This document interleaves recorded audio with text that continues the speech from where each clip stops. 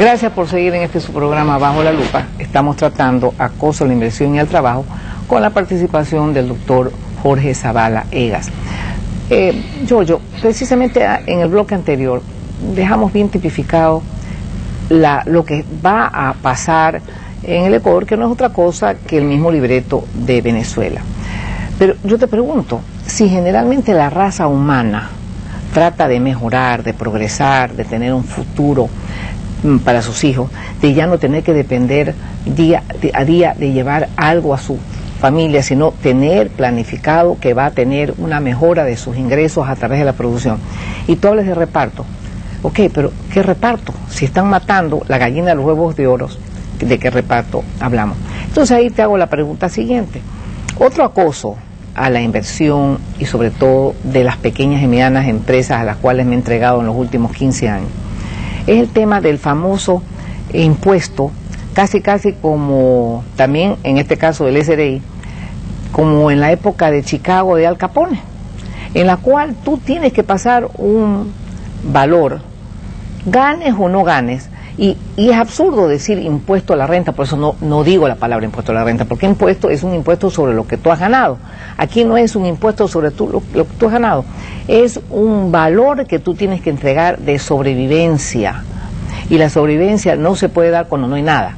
Entonces, yo quisiera que explicaras un poquito más didácticamente lo que estoy diciendo para que para que los televidentes puedan entenderlo. Sí, el tema está en que se le dio al concepto de este impuesto que se lo llama anticipo.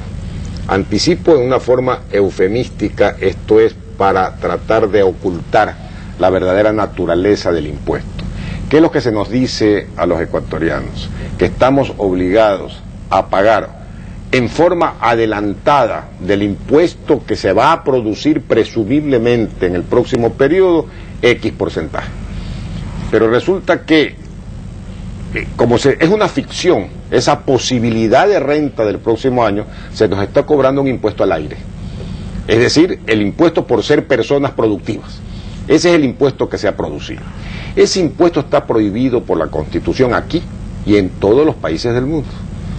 El pago anticipado de impuestos solo se puede decretar en estado de emergencia nacional. Es una guerra. Y autorizada por el Congreso Nacional o por la Asamblea Nacional en el Ecuador.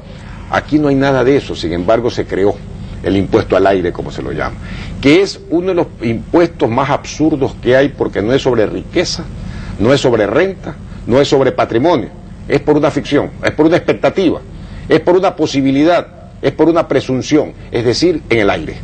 Y no lo devuelven. Y evidentemente se supone que si no se produce el hecho ficticio, se debe devolver, pero jamás se devuelve.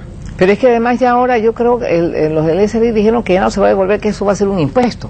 Entonces yo te pregunto, el otro día ha venido a consultarme un cliente que tiene el negocio de bienes raíces. Y obviamente con la situación como está, se le ha desocupado cualquier cantidad de cuestiones. Y entonces él comienza a hacer el cálculo con la famosa fórmula, y resulta que el señor no está perdiendo, y sin embargo tiene que pagar una cantidad que no la tiene, porque es una persona de clase media. Yo te pregunto, ¿eso no significa es el traspaso de la propiedad privada al Estado, cuando precisamente en China comunista se ha dicho que lo prioritario para la inversión es la seguridad en la propiedad privada? Eso se trata de un robo legalizado. Es enriquecimiento ilícito del Estado a costa del patrimonio de los privados. Definitivamente eso es un acto irregular, inconstitucional e ilícito. Pero esto hay que denunciarlo. Lo que pasa, hay que denunciarlo ante las Cortes Constitucionales, pero con el peso necesario. Yo ya tengo la experiencia de haber peleado con el registro civil y haber peleado contra la declaración patrimonial prácticamente solo. Pero la sociedad civil no se organiza para pelear por sus derechos. Yo no me refiero ni a Pelucolandia ni a Proletolandia, yo me refiero a la sociedad civil, que ve que toda esta riqueza de la sociedad civil se va hacia un Estado sin fondo. Pero esa sociedad civil no se ha organizado. ¿Por qué? Muchos dicen por falta de liderazgo político. Otros dicen por falta de... No, yo digo que es falta de vocación de defender la libertad por parte de la sociedad civil. Todos aquellos que se reúnen y nos reunimos en reuniones, en eventos sociales, en eventos de club, en eventos de juegos, en eventos de diversión, en eventos de deportes. Los oigo decir horrores de lo que está pasando en el Ecuador, pero sin embargo, de la palabra al hecho no pasa. Y mientras no haya una actitud de la sociedad civil de defensa de la libertad, observen lo que está pasando en Venezuela. Se logró aprobar la ley por la cual se puede inocular con la ideología que les dé la gana, por ley de educación, a la juventud. Pero tú no crees, Yoyo, que el presidente es un hombre muy, muy inteligente y que está a tiempo de enmendar, de ratificar, de precisamente asomarse a la ventana y ver cómo hace producir, sobre todo cómo fortalece a la pequeña, mediana empresa, que precisamente es lo que ha hecho de países como Polonia, de países excomunistas, que si a uno les pregunta si quieren regresar a lo que vivieron antes del año 89, no lo aceptarían bajo ningún esquema. Digamos, ¿qué es lo que habría que hacer? ¿Tú no crees que el presidente puede rectificar esto? Sencillamente, una pregunta que le hago a toda la ciudadanía. ¿Qué obra de Estado en beneficio del Ecuador se puede decir que se ha pasado en estos 2 años y pico? ¿Cuál? ¿Cuál obra? ¿Cuál? Me hablaba un correísta y me decía, el cuarto puente. Ahí vemos el cuarto puente como está jurídica y económicamente desequilibrado. ¿Cuál es la obra que ha hecho este gobierno? Hasta ahora nadie me puede contestar cuál es la obra de este gobierno. Bueno, pero ¿sabes qué, Yoyo? Si ya han pasado 2 años y medio de aprendizaje y tenemos de por medio 4 años enteritos, ¿tú no crees que vale la pena que tengamos la esperanza de que la sociedad civil presione para convertirlo al presidente en un estadista y que comencemos a ver que se trabaja para todos para generar puestos de trabajo a través de las oportunidades? Porque el otro día vi en el periódico ayer que, de acuerdo con un estudio de la Politécnica, Ecuador es el tercer país en el mundo con la sangre y las agallas de emprendimiento. En estas condiciones que tenemos esas neuronas, ¿verdad?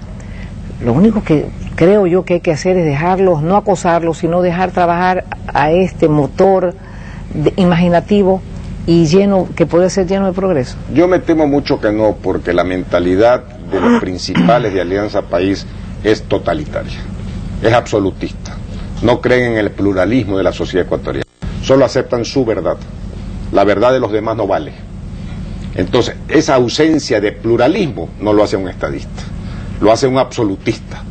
Y el Estado ecuatoriano actual, en su mentalidad, es absolutista. Ellos no son estadistas, son sacerdotes de su verdad.